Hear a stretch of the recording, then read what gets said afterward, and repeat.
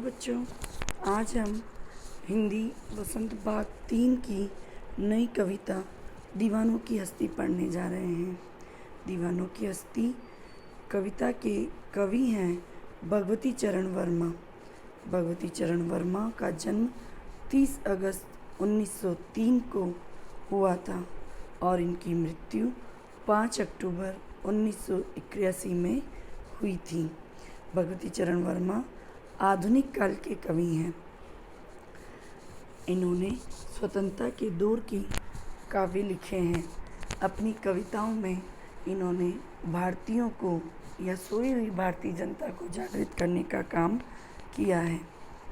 भगवती चरण वर्मा बहुत प्रसिद्ध कवि रहे हैं।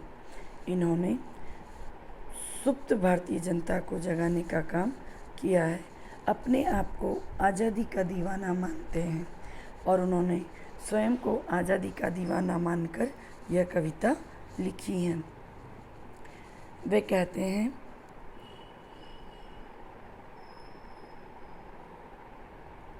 हम दीवानों की क्या हस्ती है, आज यहाँ कल वहाँ चले, मस्ती का आलम साथ चला, हम धूल उड़ाते जहाँ चले, आए बनकर उल्लास अभी, आंसू बनकर बह चले, सब कहते ही रह गए, अरे कैसे आए कहाँ चले। प्रस्तुत पंक्तियाँ हमारी पाठ्यपुस्तक वसंत भाग में संकलित दीवानों की हस्ती से ली गई है। इसका प्रश्न हम इस प्रकार दे सकते हैं कि यह दीवानों की हस्ती से ली गई है। इसके कवि भगवती चरण वर्मा हैं। इस कविता में कवि ने मस्त मौला और फक्कड़ स्वभाव का वर्णन किया है। वे स्वयं को आज़ादी का दीवाना मानते हैं, इसलिए वे कहते हैं कि हम दीवानों की क्या हस्ती, हम दीवानों की क्या हस्ती है, आज यहाँ कल वहाँ चले, हम एक स्थान पर नहीं टिके रहते, हमारा स्वभाव मस्त मौला है, हमारा स्वभाव अच्छा है, हम एक स्थान पर टिके नहीं रह सकते, इसलिए आज यहाँ तो कल वहाँ चले जाते हैं। एक स्थान पर रुकते नहीं हैं, एक जगह से दूसरी जगह जाकर हम अपने भावों को, अपने विचारों को प्रस्तुत करते हैं। मस्ती का आलम साथ चला, हम धूल उड़ाते जहाँ चले, हम फक्कड़ स्वभाव के साथ जहाँ जहाँ धूल उड़ाते चले, वहाँ वहाँ हमारे चारों ओर प्रसन्नता का माहौल छा जाता है। कवि रमता जोगी हैं, कवि फक्कड़ स्वभाव के हैं। वे कहते हैं कि वह मन में उत्पन्न भावों की भांति कभी खुशी हो जाता है तो कभी दुख में चला जाता है। वे कहते हैं कि जहाँ जहाँ वह जाते हैं वहाँ वहाँ उल्लास बनकर लोगों की आंखों में प्रसन्नता के आंसू दे जाते हैं, और जहाँ जहाँ से वे जाने लगते हैं तो लोगों के मन में आंसू बनकर बह उठते हैं, और सब कहते ही रह जाते हैं कि अभी तो आए थे प्रसन्नता लेकर और अभी कहाँ चल दिए। लोगों को पता ही नहीं चलता कब आए और कब चले गए।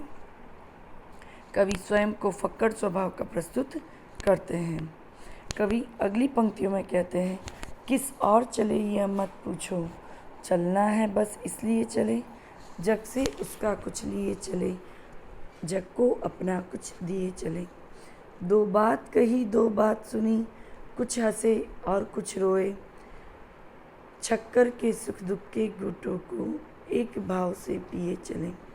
संसार जब कवि से जानना चाहता है कि वे किस और जा रहे हैं तो वे कहते हैं कि मैं कहाँ जा रहा हूँ ये मत पूछो, है ना। हमारा कोई मार्ग निश्चित नहीं है, हमारी कोई मंजिल निश्चित नहीं है, मेरा चलने का काम है, इसलिए मैं चल रहा हूँ, चलना मेरा स्वभाव है। वे कहते हैं कि संसार से कुछ ज्ञान लेकर और कुछ अपने पास से ज्ञान देकर जा रहे हैं, अर्थात संसार को देश प्रेम के भाव जगाकर जा रहे हैं। संसार से उनका दुख लेकर उनके भीतर देश प्रेम के भाव जगाने जा रहे हैं। कवि का स्वभाव चलने का है, परंतु वे जहाँ रुकते हैं वहाँ लोगों से प्रेम भरी बातें करते हैं, उनके मन की बात जानने की इच्छा करते हैं, उनका सुख दुख बांटते हैं। सुख दुख बांटकर अमृत घूंट पीकर अपनी पंक्तियों में कहते हैं, सुख दुख रूपी अमृत घूंट पीकर फिर वे नए सफ़र की ओर चल देते हैं।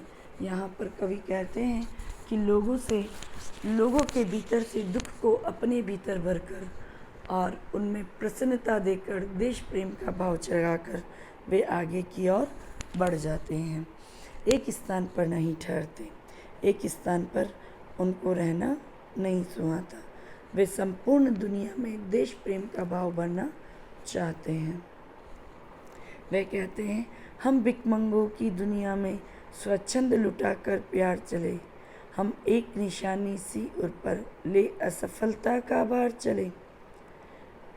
अब अपना और पराया क्या आबाद रहे रुकने वाले, हम स्वयं बंधे थे और स्वयं अपने बंधन तोड़ चले। वे कहते हैं कि यह संसार भिखारी है, भिखमंगा यानी भिखारी, इसके पास प्रेम नामक वस्तु है ही नहीं। तो हम भिखमंगों की दुनिया में स्वच्छंद लुटाकर प्यार चले। कवि पूरी आज़ादी से सब जगह प्रेम लुटाते चल रहे हैं। वह कहते हैं, इस भिखमंगों की दुनिया में मैं स्वच्छंद रूप से, स्वच्छंद यानी स्वतंत्रता से, बिना किसी बंधन के प्रेम लुटाता जा रहा हूँ। मैं फक्कड़ हूँ, मस्त मौला हूँ, किसी बंधन में बंधने वाला नहीं हूँ और इसीलिए मस्त मौला होकर प्रेम लुटाता जा रहा हूँ। इतना प्रेम होते हुए भी हम जीवन में असफल रहे हैं। हम सांसारिक व्यक्ति नहीं बन पाए, हम जीवन में स्वतंत्रता प्राप्त नहीं कर पाए। इस बात की असफलता का भार अपने हृदय पर लेकर जा रहा हूँ। यही भार उनकी असफलता है। कवि के अनुसार संसार में कोई अपना और पराया नहीं होता। संसार स्वयं एक ही बंधन में बंधा हुआ है। कवि कहते हैं कि यह संसार तो में कोई भी अपना और पराया नहीं है, कोई भी ऐसा व्यक्ति नहीं है जो उन्हें बंधन में बांध सके।